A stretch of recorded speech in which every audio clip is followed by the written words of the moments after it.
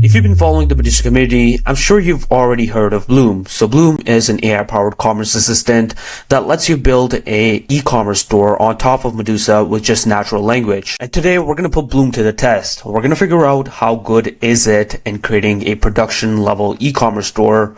So here is what we're looking to build. So I have a Figma file with my jewelry store, and this is relatively straightforward design-wise. I have my landing pages, product pages, and we're going to put this through Bloom and see how well it follows the design and how well we can implement these features. I have my first prompt added, and I just generated the prompt using ChatGPT. I've also provided the image references from our Figma file, and let's go ahead and create this store. So this is where things stand after that first prompt. Of course, the UI needs further refinement for my actual store. But at the top, you'll see a bunch of different tabs. So I'm currently on the store tab, which shows you your e-commerce store. You can also access your Medusa backend dashboard.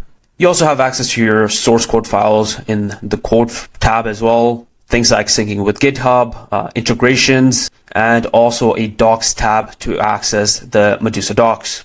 So first things first, we're going to add a bunch of seed products to our store. So I'm going to write another prompt to do that. So after a bit of thinking, it's asking me a few different questions on what exactly the type of products I want, which is really cool to see that it's taken that into account.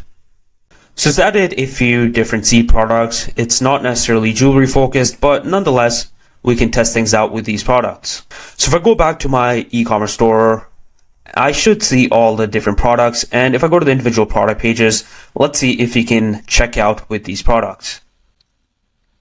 So it looks like my order was placed successfully, and I should be able to see this in the backend as well. And there you have it. In the backend, we can also see our order. Now we're going to see how close we can get with the actual design of my e-commerce store, as well as how easy it is to implement custom features. So I'm going to add another prompt to get that hero section design. Again, this is the design that I'm looking for here.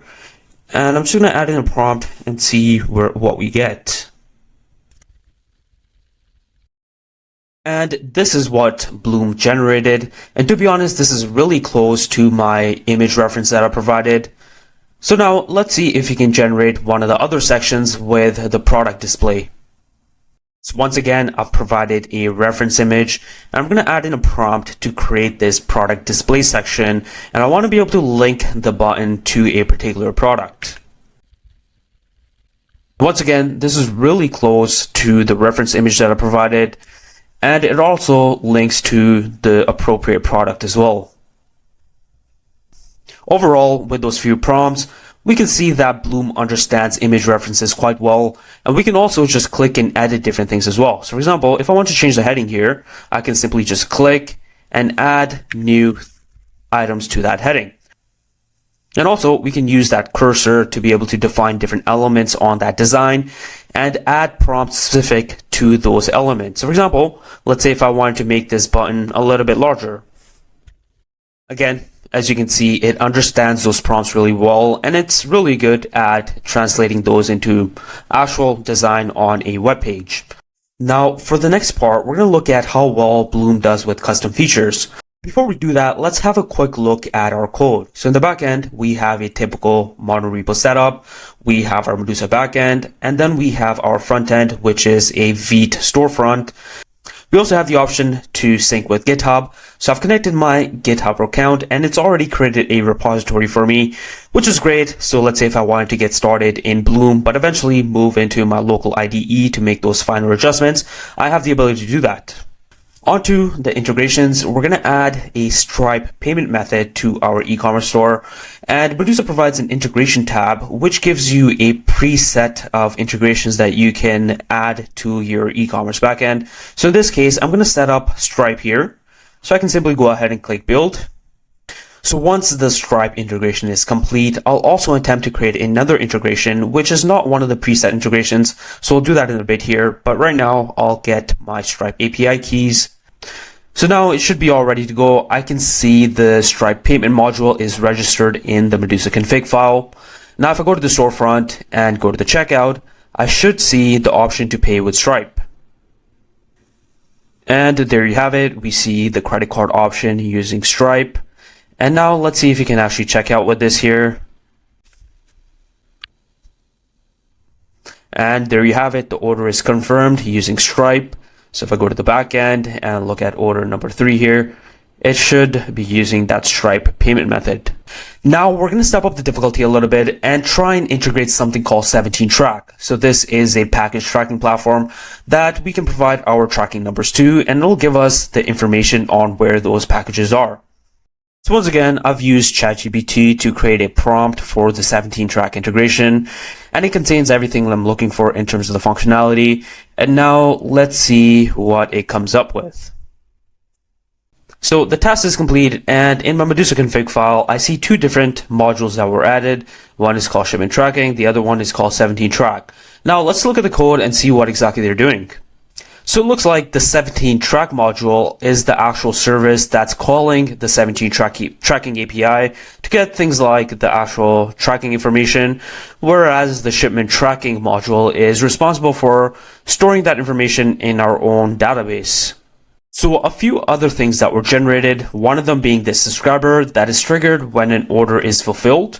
So it looks at the fulfillment, and if there is a tracking number associated with the fulfillment, it will trigger our sync shipment tracking workflow.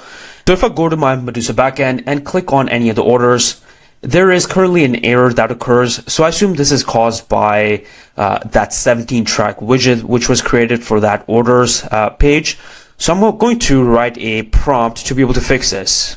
So after a bit of prompting, attempting to solve that error, I'm still running into the same error. So I opened up the dashboard in a new tab so I can check the console logs.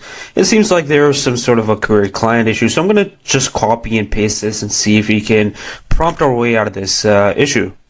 So there still seems to be a bit of an issue for it to track our tracking number. And this is a valid tracking number. But I think the issue seems to be with the subscriber. So this subscriber is triggered whenever an order is fulfilled. But in reality, when an order is fulfilled, there should be no tracking number at that point. The tracking number exists when a shipment is created. So I assume that seems to be the reason why. So I'm going to make a couple of different changes just manually here and see if that fixes things. So I've changed the event from fulfillment created to shipment.created. But there still seems to be that same issue. For whatever reason, it's not picking up on that tracking number. Again, this is probably pretty easy to solve if I just move into my local IDE and console.log everything out. But I think we're pretty close here. Like we're probably 85% of the way there. It's just a matter of making those finer edits to our code.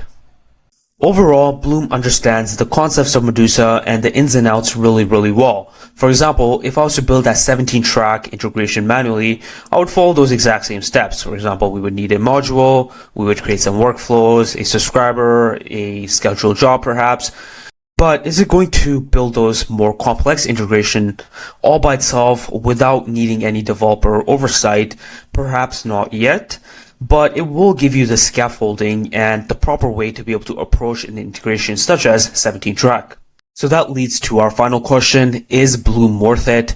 In my opinion, it's definitely worth it. For example, if you're non-technical, but you still want to be able to play around with the Medusa framework, generate new prototypes, MVPs, this is the perfect place to do that. You can quickly generate mockups, play around with the platform, and learn more about the framework itself. I know I'll definitely be adding Bloom to our workflow at 306 Technologies, and I'm excited to see where this platform goes in the next coming months.